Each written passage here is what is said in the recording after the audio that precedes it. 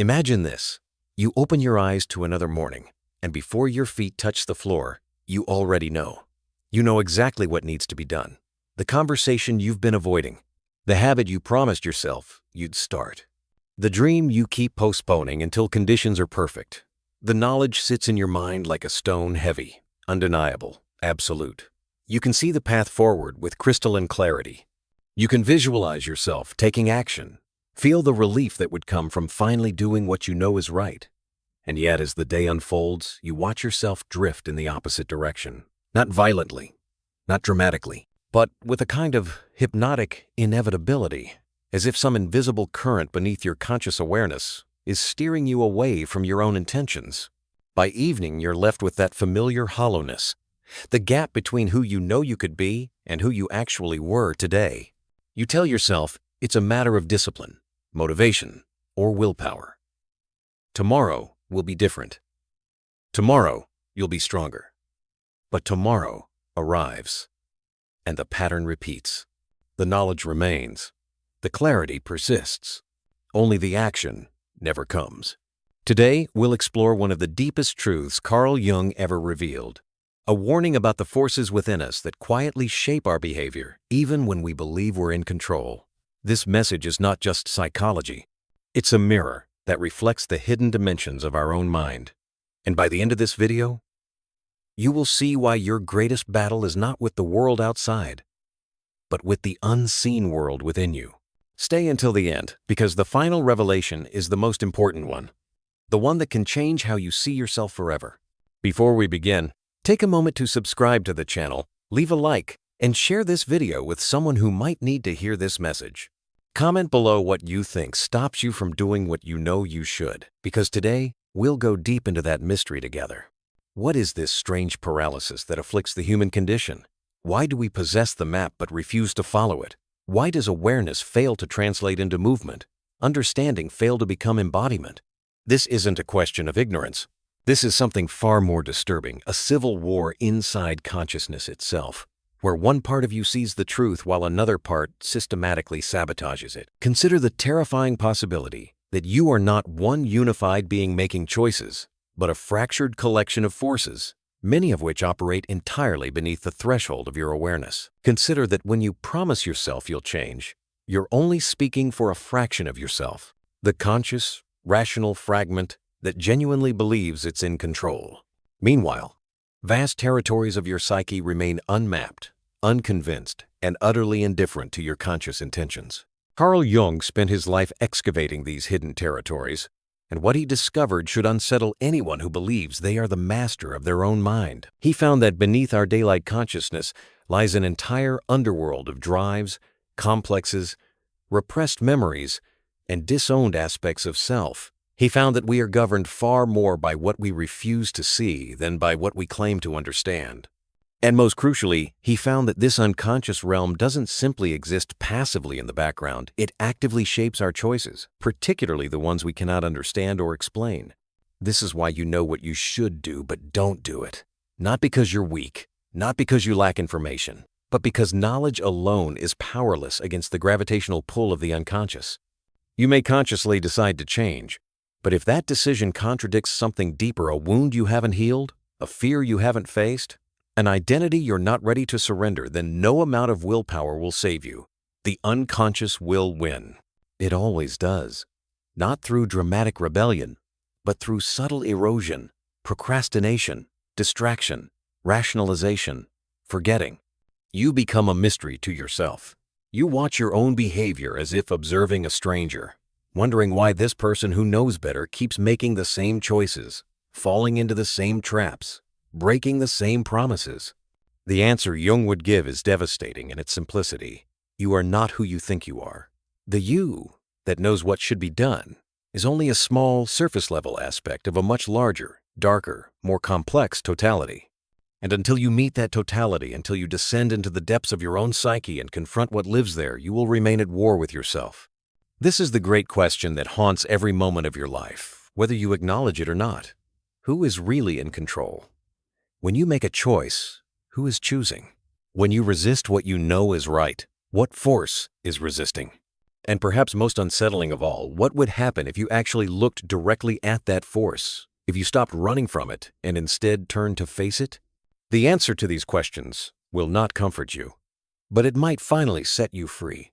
The problem begins with a lie we've been told since childhood, that you are a singular, rational being. That consciousness is a unified command center where decisions are made logically, where intentions directly translate into actions. This is the myth of the integrated self, and it has caused more psychological suffering than perhaps any other delusion in human history. Jung shattered this myth with a simple observation. The human psyche is not one thing, but many. We are not unified kingdoms, but fractured territories, each region operating under its own laws, pursuing its own agendas, many of them contradicting one another. He called these autonomous regions complexes, emotionally charged clusters of thoughts, memories, and patterns that function almost like separate personalities within the larger whole. When you know what you should do, that knowledge belongs to your conscious ego. But when you fail to act, it's because another complex has seized control, one that operates from entirely different premises. Different fears, different survival strategies developed long before your rational mind had any say in the matter. This is the architecture of inner conflict that keeps you paralyzed. Your conscious mind makes plans based on ideals and logic. Meanwhile, your unconscious harbors a shadow, everything you've denied, repressed, or deemed unacceptable about yourself.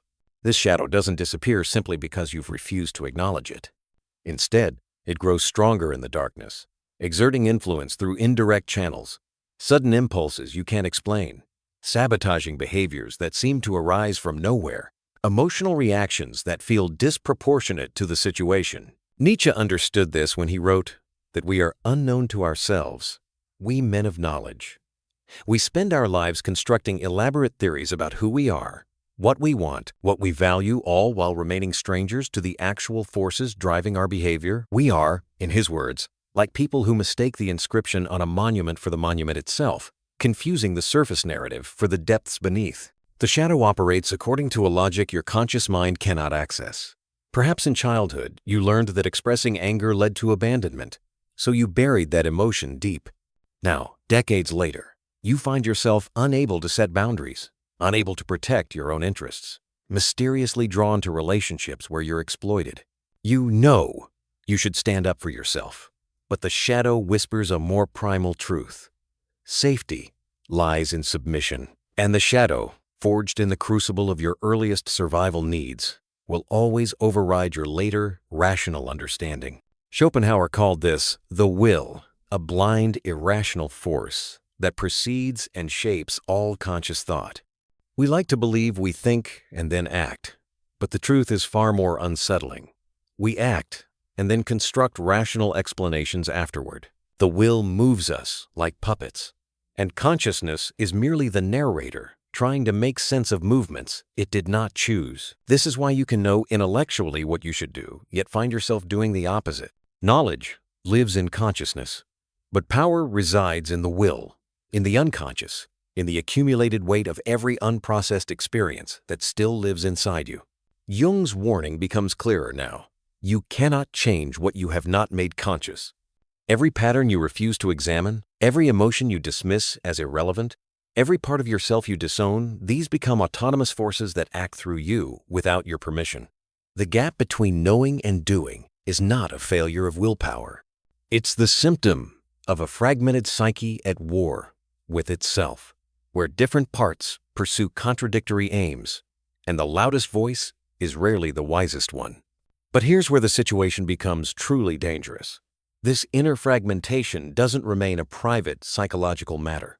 It leaks into every dimension of your existence, shaping your relationships, your career, your health, your very sense of reality, all while you remain convinced you're making conscious choices. Jung observed that what we refuse to integrate internally, we inevitably project externally. The parts of yourself you cannot face become the traits you despise in others. The boss who seems irrationally controlling might be mirroring the authoritarian impulses you've never acknowledged in yourself. The partner whose neediness suffocates you might be reflecting the dependency you've spent a lifetime denying. You don't see people as they are. You see them through the distorted lens of your own unexamined shadow. And so you move through life fighting battles that are ultimately with yourself, attracted to the same types of people, repeating the same conflicts, wondering why the world keeps presenting you with identical problems wearing different faces. This is what psychologists call the repetition compulsion, the unconscious drive to recreate unresolved traumas until they are finally witnessed and integrated. Your psyche is not trying to punish you, it's trying to heal you, presenting the same lesson in various forms until you finally understand. But most people never understand. They simply conclude that life is unfair, that they have bad luck, that other people are the problem. They never suspect that their external circumstances are being orchestrated by internal forces they refuse to acknowledge. The cognitive sciences have revealed how deeply our perception is shaped by unconscious filters. Your brain processes approximately 11 million bits of information per second, but your conscious awareness can handle only about 40 bits. This means that 99.9% of your reality is being filtered and interpreted by processes you have no direct access to. And what determines these filters? Your past experiences, your unhealed wounds, your repressed emotions, your shadow content. You literally cannot see reality clearly when your psyche is fragmented. You see a distorted version, customized by your unconscious to protect you from truths you're not ready to face. Consider the epidemic of self-sabotage that plagues modern life. People who finally achieve success only to mysteriously destroy it. Individuals who get close to their dreams and then inexplicably pull back. Relationships that deepen to a certain point and then implode. These aren't random occurrences or bad luck. They're the shadow asserting itself, enforcing old beliefs about unworthiness, old fears about visibility, old programs that equate safety with smallness. You carry an internal thermostat for how much success, love, or happiness you believe you deserve. And when you exceed that setting, the unconscious activates countermeasures to restore equilibrium, even if that equilibrium is suffering. The societal implications are equally disturbing. Entire cultures can be driven by collective shadows, unacknowledged rage, repressed sexuality, disowned vulnerability. These collective shadows manifest as wars, moral panics, scapegoating, the demonization of outgroups who conveniently embody everything the dominant culture has denied in itself. Jung witnessed this firsthand in the rise of fascism, recognizing it as the eruption of Europe's collective unconscious. All the primitive instincts and tribal hatreds that Enlightenment rationality had tried to suppress rather than integrate. The cost of remaining unconscious, then, is not merely personal stagnation. It's the perpetuation of suffering across generations, the transmission of unhealed trauma to your children, the participation in collective madness that you cannot see because you're standing inside it. Every time you fail to act on what you know, you're not just betraying yourself. You're strengthening the grip of unconscious forces that shape not only your life but the world around you. So, how do you break free from this invisible prison? The answer is as simple as it is terrifying. You must turn and face what you've been running from, not with violence or force, but with attention, with curiosity, with the radical willingness to see yourself as you actually are, not as you wish to be. Jung called this process making the unconscious conscious, and he insisted it was the most important work a human being could undertake. But here's the counterintuitive truth that most self-help philosophies miss entirely. You don't overcome your shadow by fighting it. You don't conquer your resistance through willpower. You integrate it through recognition. The moment you stop treating your inner obstacles as enemies to be defeated and start treating them as messengers to be understood, everything shifts. This requires a complete inversion of how you've been taught to approach change. Society tells you to focus on goals, to visualize success, to think positively, to affirm your way into a better reality. But Jung would say this is spiritual bypassing, using light to avoid darkness rather than to illuminate it.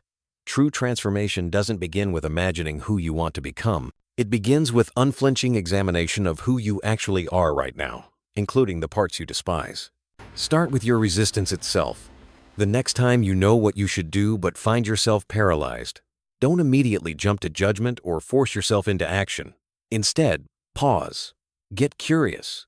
Ask the resistance what it's protecting you from. Ask what it believes will happen if you actually follow through. Listen without arguing. You might discover that beneath your procrastination lies a terror of being seen. Beneath your self-sabotage lives an ancient conviction that you don't deserve success. Beneath your inability to set boundaries lurks a childhood fear of abandonment. These discoveries won't arrive as intellectual insights. They'll emerge as felt experiences, a tightness in your chest, a knot in your stomach, a sudden memory you haven't thought about in years. This is the language of the unconscious. It doesn't speak in words, but in sensations, symbols, and symptoms. Your job is to become fluent in this language, to develop what Jung called active imagination, the capacity to dialogue with the autonomous forces within you rather than being blindly controlled by them. Viktor Frankl, who survived the Nazi death camps, discovered something profound about human freedom.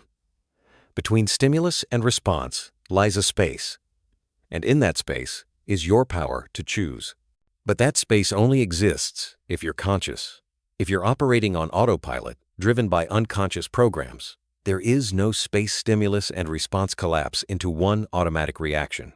The work of making the unconscious conscious is the work of creating that space, of inserting awareness between impulse and action. This is why awareness alone can be transformative. Not because it gives you control, but because it gives you choice. Once you see the pattern clearly, once you recognize the shadow in the act of sabotaging you, its power begins to dissolve. Not because you've defeated it, but because you've withdrawn the unconscious energy that was feeding it. What was operating in darkness can no longer function the same way in light. The rebellion then is not against the world or even against yourself. It's a rebellion against unconsciousness itself. It's the radical act of refusing to sleepwalk through your own life. And it begins the moment you stop waiting to feel ready and start acting from awareness, especially when every part of you wants to retreat back into familiar patterns. There comes a moment in the journey of consciousness when everything inverts, when the struggle that defined your entire existence suddenly reveals itself to have been something else entirely. This is the moment Jung was preparing us for, the recognition that shatters every assumption you've held about who you are and what you've been fighting. Here is the ultimate truth, the one that will haunt you long after you've finished reading these words. The resistance you've been battling is not your enemy. It never was. It was your soul's way of protecting you until you were strong enough to carry what consciousness demands. Every delay, every hesitation, every moment you failed to act on what you knew, these were not failures. They were a kind of mercy, a holding pattern maintained by the psyche until you develop the capacity to face what lies beneath. Jung understood that transformation is not a linear ascent but a descent into depths. The process he called individuation, the journey toward becoming your true self, requires that you first abandon the false self you've constructed. And that false self isn't just some surface mask. It's the entire identity you've built to survive, to be loved, to belong. It's the good child, the reliable friend, the successful professional, the strong one, the rational one. These aren't lies exactly. They're partial truths that have calcified into prisons. The reason you don't do what you know you should is because doing it would require you to die. Not physically, but psychologically. Every genuine act of transformation is a kind of death, the death of who you've been, the surrender of the identity that has carried you this far. And the ego, whose entire job is self-preservation, perceives this death as an existential threat. So it resists, it delays, it sabotages, not because it's evil, but because it's trying to save your life, or at least the only version of life it knows. This is the paradox at the heart of human existence. Growth requires sacrifice. To become who you're meant to be, you must surrender who you think you are. To act from authenticity, you must release the carefully constructed persona that has protected you. To step into your power, you must first pass through the terror of your own powerlessness. There is no way around this. The gate to freedom passes through the graveyard of your illusions. But here's where Jung's deepest insight emerges, the one that changes everything. What you discover on the other side of that death is not annihilation, but expansion. When you finally let the false self die, when you stop clinging to the identity that has kept you small, you don't disappear. Instead, you encounter something far more vast, what Jung called the self with a capital S. Not the ego, that tiny, frightened fragment of consciousness, but the totality of who you are.